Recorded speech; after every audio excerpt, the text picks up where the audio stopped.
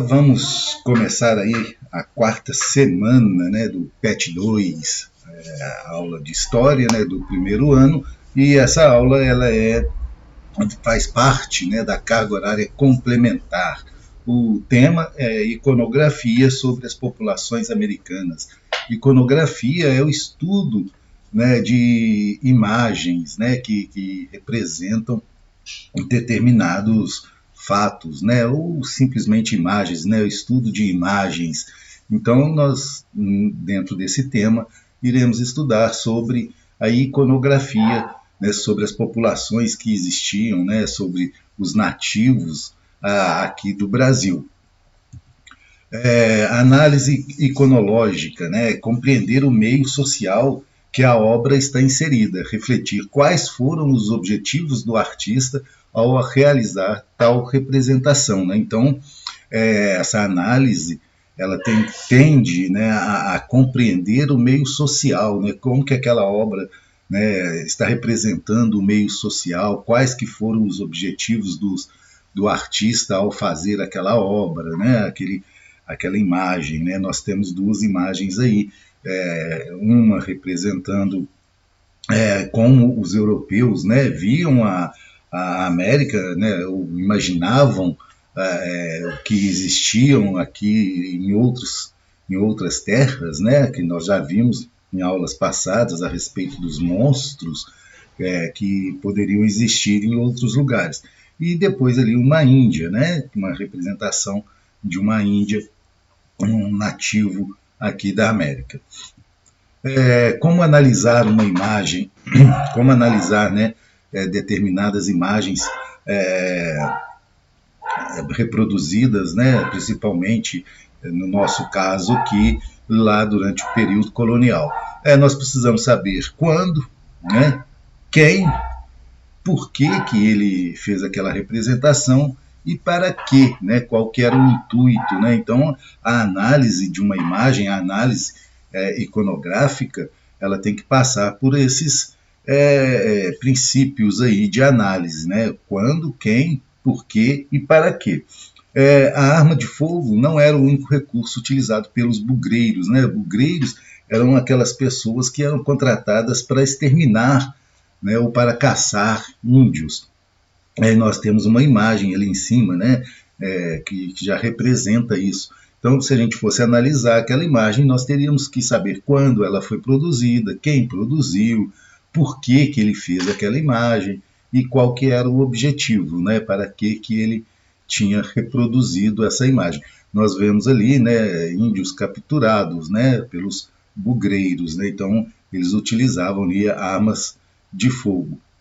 E esse não era só o único recurso. Após o momento inicial do ataque, quando a pólvora era disparada, causando pandemônio, né, o facão entrava em cena, as lembranças do ex-brugueiro Ireno, né, Ireno Pinheiro, que era um ex-bugreiro, que deu essa declaração, né, para mostrar como que era feito o extermínio e a captura de índios. Né? Disparavam, né, as armas de fogo, né, os índios ficavam todos em pandemônio, né, ficavam assustados com aquilo, porque não conheciam armas de fogo, e logo em seguida eles utilizavam aí o facão, né, para poder matar os índios. Reveladas ao antropólogo Silvio Coelho dos Santos, chocam tanto pela crueldade quanto pela franqueza com que a fala de uma chacina. Né? Primeiro disparava-se tiros, depois passava-se o resto no fio do facão. O corpo é que nem bananeira, corta macio. Cortava-se as orelhas, cada par tinha um preço. Às vezes, para mostrar a gente, trazia algumas mulheres e crianças. Né? Então era a forma deles agirem. Né? Chegavam nas tribos, atiravam, né? Depois que atiravam, passavam a matar através do facão. Né? E cada par de orelha tinha um preço. Né? Então as pessoas que queriam aí exterminar os índios pagavam, né, os bugreiros através aí da quantidade de orelhas que eles levavam. Século XVI, juntamente com o descobrimento do Brasil pelos portugueses, os nativos foram analisados pela junção de duas concepções europeias, né, a religiosa e a política. Né? Então a gente vai ver aí uma imagem do lado, vamos analisá-la. A construção de um imaginário sobre as novas terras e seus habitantes, a natureza, o paraíso, os indígenas, o mal encarnado. Tá? Então, pela visão religiosa, né, os indígenas eram o mal que existia, né, eram a representação do mal, e a natureza que existia aqui na América, né, a natureza exuberante, era tido como paraíso. Nós temos ali do lado a imagem, né, da primeira missa rezada no Brasil. Né?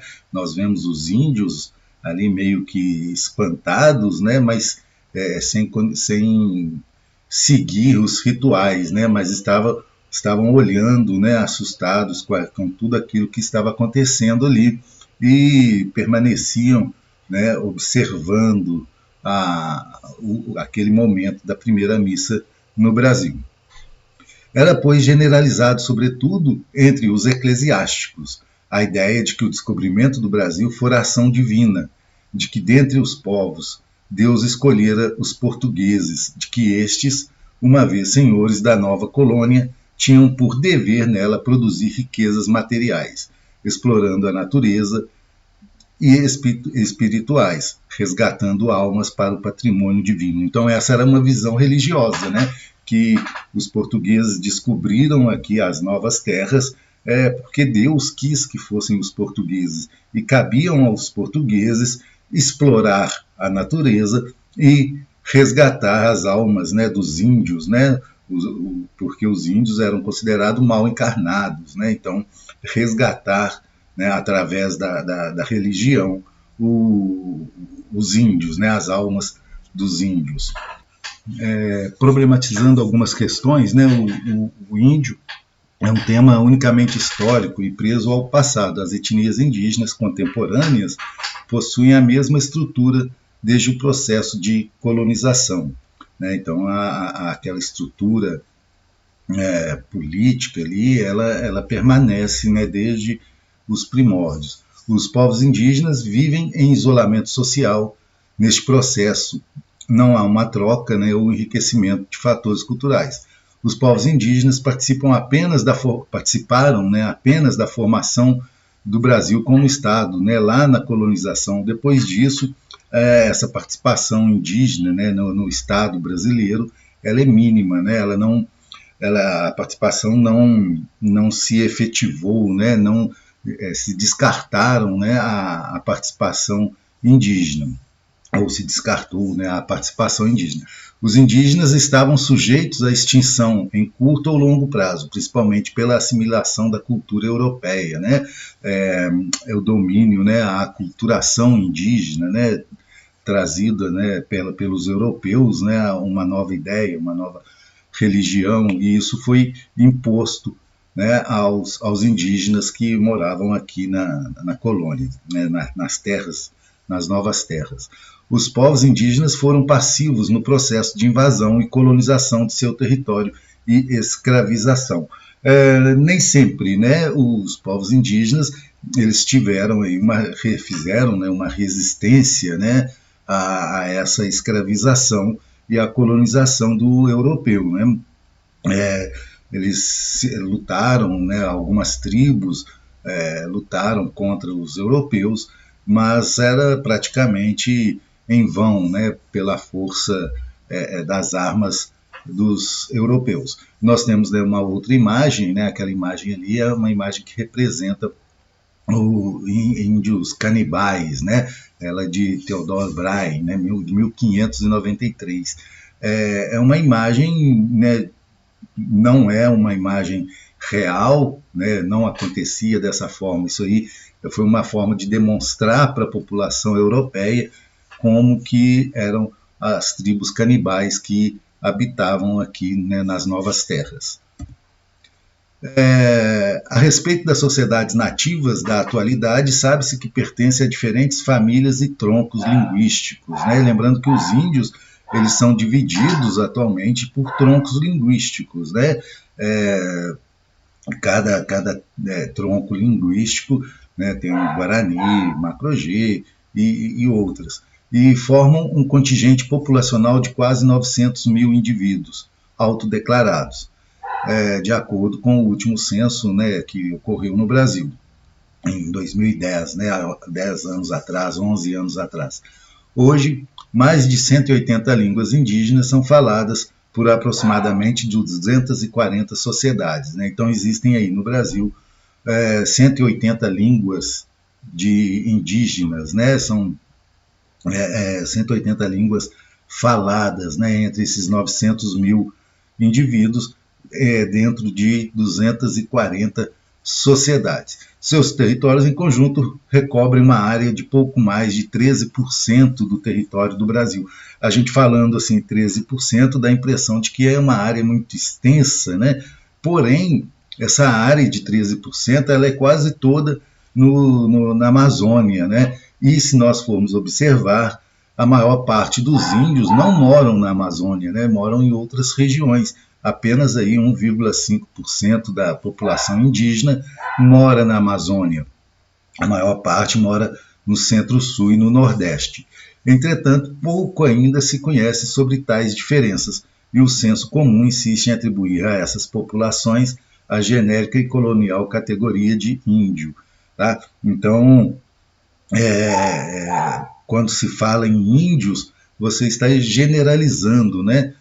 Todas as tribos, né? Todos os povos, as 180 línguas, as 240 sociedades, como sendo uma única forma, né? Uma única língua, únicos indivíduos. Não, são diferentes, né? Cada tribo, cada povo indígena tem as suas características próprias. A religiosidade indígena, para os povos indígenas, a noção de sagrado percorre cada palavra ou gesto, cada detalhe e manifestação da vida natural, humana e social. A religiosidade indígena está intimamente ligada à própria cultura e, como tal, cada povo indígena tem sua forma particular de reverenciar o transcendente, né? Então, a religião também, né, a religião dos povos indígenas, ela também vai variar conforme, né,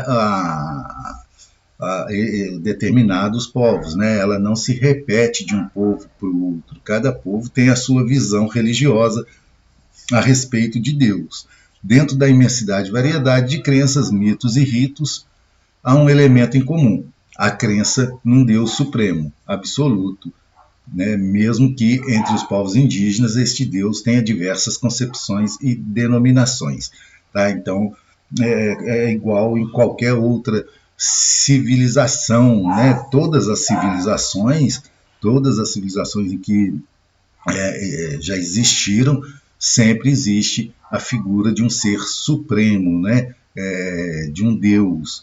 Então, com os índios aqui, não é diferente, né? Cada tribo tem a sua, cada povo, né, tem a sua crença, né, de uma forma diferente, mas todos eles têm em comum a crença num ser absoluto. É importante também salientar logo que a divindade suprema indígena não se identifica e nem lhe atribuímos os mesmos poderes e qualidades do Deus da concepção judaico-cristã do Ocidente, né? Então, cada tribo aí, cada povo vai acreditar de uma forma, né? Em um Deus, né? Não é que sejam deuses diferentes, né? Mas sempre um Deus, mas uma forma diferente de praticar a sua religião. A população indígena é população estimada de 11 mil indivíduos que se estabelecem em 33 aldeias.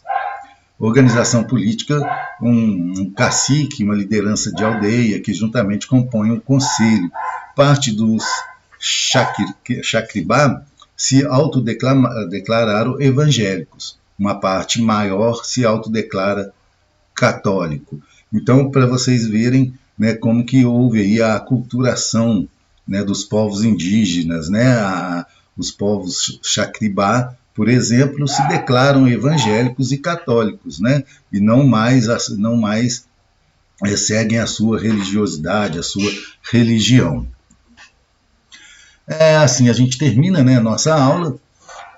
Não esqueçam, né, de inscrever, né, para cá, de se inscrever no canal Recorte Histórico e também seguir a gente lá no Instagram, né, no @recorte_histórico. Um abraço a todos e até a próxima aula.